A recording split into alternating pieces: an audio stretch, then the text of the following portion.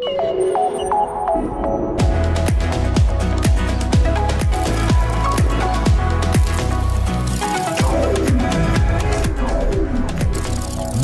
is NAB Show Live. I'm your host, Ryan Salazar, and welcome to NAB Show Live. So in 1998, Les Zellan purchased the Cooke Lens division from Taylor Hobson. Under his ownership, Cooke Optics has won many awards, including the Academy Award of Merit, Cynic Awards, and a Primetime Emmy. Les Zellan is an associate member of the American Society of Cinematographers, a member of the Motion Picture Academy, and also lectures on the art of lens manufacture. I'd like to welcome Les Zellan, chairman of Cooke Optics. How you doing, sir? I'm great. How are you today? Doing wonderful, and honored to have you here on the show today. So let's talk about Cooke Optics and how you guys got started.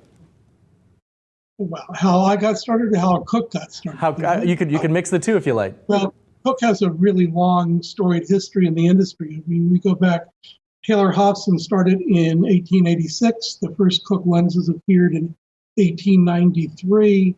And from there, it sort of, our lenses were used to make the Chaplin films, the Mary Pickford, the famous Claire Manski films, the first Academy Award-winning film, Wings, and then with the advent of sound and the introduction of the Speed Panchros, you'd be hard-pressed to find a film made from the beginning of sound for the next 40 years that didn't have some Cooke lenses on it. And then, of course, we started making zooms in the 70s, and they're still in use today. Cooke then fell on hard times because of decisions that the Rank organization made, who owned Taylor Hobson at the time. And I came along in 98 and purchased what was probably pretty close to a dead company at that point, and hopefully have successfully brought it back to life and restored it to its rightful place in the industry. Wonderful, that's great. All right, so let's talk about the 2019 NAB show. Everybody gets excited, new toys, new people to meet. Let's talk about the latest lenses that you're bringing to the show. Well, the latest lenses for us are going to actually be completing what we've previously announced. So in the last few years, we now make, I think, 9 series of lenses. It's about 75, 80 different individual lenses. We're a tiny little company, so this is a real stretch for us, but it's worth doing. And we've introduced, last year we introduced the S7s, which were full frame lenses. We announced the full frame anamorphic lenses, which we'll start delivering in NAB. We announced a bunch of Panchro Classics, new focal lengths to add to that range. So this year, we're filling out all those promises I made over the last few years. And hopefully, as I said, by the end of this year, we will have all 9 series of lenses complete, including the ones we're just starting to deliver, the full frame anamorphics, which are creating a whole lot of excitement. So nothing new this year other than the fill-ins, which is giving people a breather. They don't have, they're not going to have to run out and buy a whole new set of Cooke lenses. So, but wait till next year. All right. So explain to our audience eye technology. I was just reading some PR material the other day, and I'd like to share the benefits for other manufacturers in the market as well. But, eye technology, we pioneered and we created it about 20 years ago, pretty much when I took over Cooke. And it seemed obvious that if lenses could talk to other equipment, cameras, remote focuses, you name it on the set, life would be much better. I didn't think it was going to take quite so long to be adopted, but that's life. So the eye technology is very simple. It's what I would call a semi-open protocol that you can download the protocols off the internet. It's basically a language. And our idea is we've pretty much given it away to other manufacturers.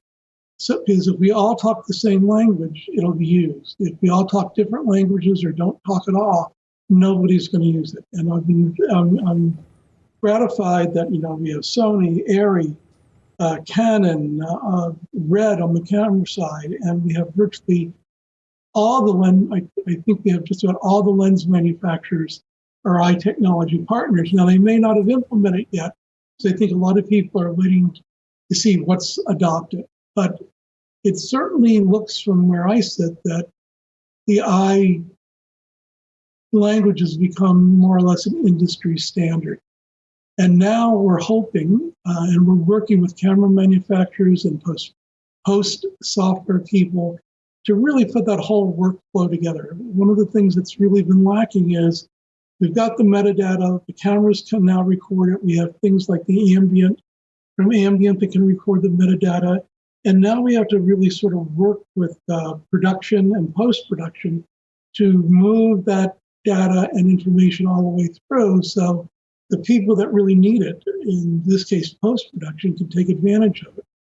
They can do, with our latest i3 system, you should be able to track a shot and get resolution to within a pixel.